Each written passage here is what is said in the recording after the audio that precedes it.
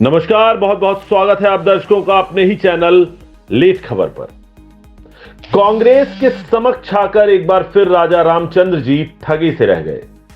राम के प्रति आस्था भी कांग्रेस नेतृत्व ने ठेंगे पर रख दी है। पार्टी ने उन 3 करोड़ अधिकृत पार्टी कार्यकर्ताओं की आस्था की भी रत्ती भर परवाह नहीं की, न देश भर में फैले पार्टी नेताओं से इस विषय में कोई राय मशवरा किया। दक्षिण की राजनीति के फेरे में उत्तर की आस्था को दांव पर लगा दिया। महज 15% वोटर्स के लिए 85% भारतीय बहुसंख्यक वोट दरकिनार कर दिए गए। पार्टी ने वो सुनहरा मौका भी छोड़ दिया जो राहुल के पिता और सोनिया के पति राजीव गांधी से जुड़ा था। आखिरकार राम जन्मभूमि के बंद ताले राजीव गांधी ने ही तो खुलवाए थे। शिलान्यास भी राजनीति के इस भद्र पुरुष ने करवाया था। वो तो राजीव असमय काल की गति के शिकार हो गए, अन्यथा 1992 जैसी नौबत ही शायद नहीं आती। शिलान्यास के बाद वे पूरी तरह से मंदिर निर्माण के पक्ष में थे और इस काम की पूरी जमावट के बाद ही ताले खुलवाए गए थे। राजीव गांधी अगर नहीं मारे जाते तो देश की राजनीति में मंदिर मुद्दा शायद बन ही नहीं पाता। पार्टी सबसे वाकिफ होते हुए भी प्राण प्रतिष्ठा समारोह से दूर हो गई। सूत्र बताते हैं इस मामले में सोनिया गांधी की भी नहीं चली। वे समारोह में आने की पक्षधर थीं, लेकिन मल्लिकार्जुन खड़गे और पदयात्री राहुल ने सारा जमा जमाया खेल बिगाड़ कर रख दिया।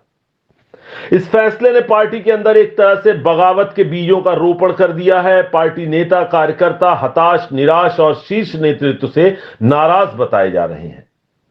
उनका कहना है कि पार्टी के इस कदम ने उनके लिए जमीन पर पंजे के लिए काम करने की जगह ही नहीं छोड़ी।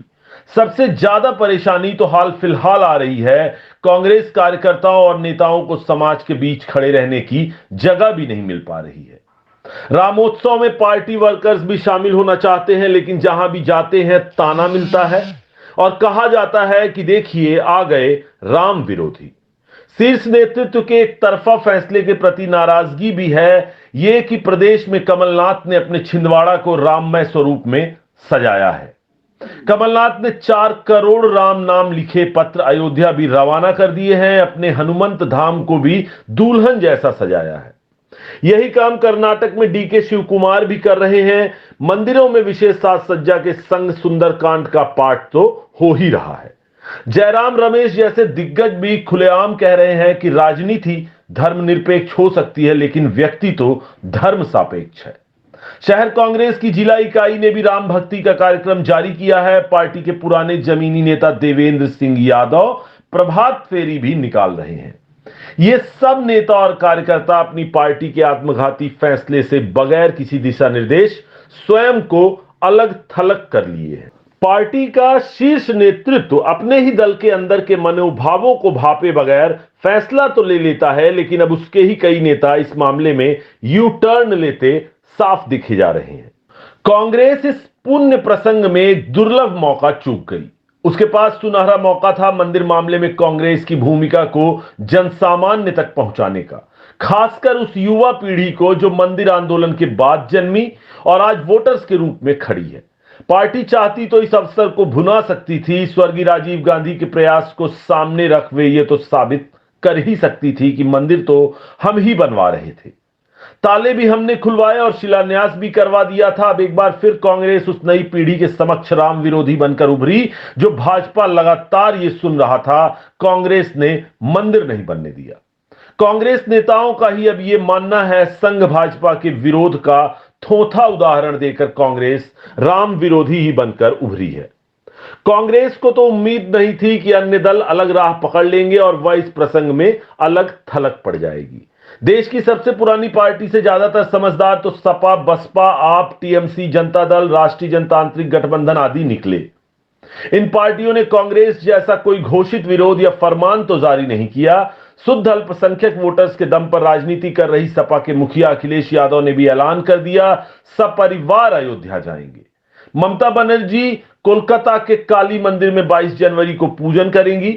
एक सर्वधर्म पदयात्रा भी मुहूर्त के समय निकालेंगी। आम आदमी पार्टी के मुखिया अरविंद केजरीवाल की सुंदरकांड की जाजम बिछ चुकी है। उन्होंने इसे हर माह करने की घोषणा भी कर डाली है। बसपा सुप्रीमो मायावती ने तो प्रेस कॉन्फ्रेंस कर समारोह का स्वागत तक कर दिया। नीतीश तेजस्वी का बिहार और राजद जनता दल भी कांग्रेस जैसे फरमान से साफ बचते दिख रहे हैं। कांग्रेस एकमात्र ऐसी पार्टी रह गई है जो घोषणा कर रामलला प्राण प्रतिष्ठा से दूरी बनाती हुई दिख रही है। कांग्रेस का राम जी से दूरी का यह दुस्साहस दक्षिण दलित और मुस्लिम राजनीति से जुड़ा हुआ है। सूत्र बताते हैं यह फैसला पार्टी अध्यक्ष मल्लिकार्जुन खड़गे के दबाव के कारण ही बना है। इसे राहुल गांधी का साथ मिला और सोनिया गांधी खुद अलग थलग पड़ गई। सर्वविदित है कि खड़गे के दक्षिण में सनातन को लेकर क्या माहौल है, खासकर दक्षिण की दलित राजनीति में सनातन को लेकर क्या पूर्वाग्रह स्थापित है। खड़गे भी दलित हैं और वही घुट्टी पीकर पले बढ़े हैं जो सनातन को डेंगू मलेरिया मानती है।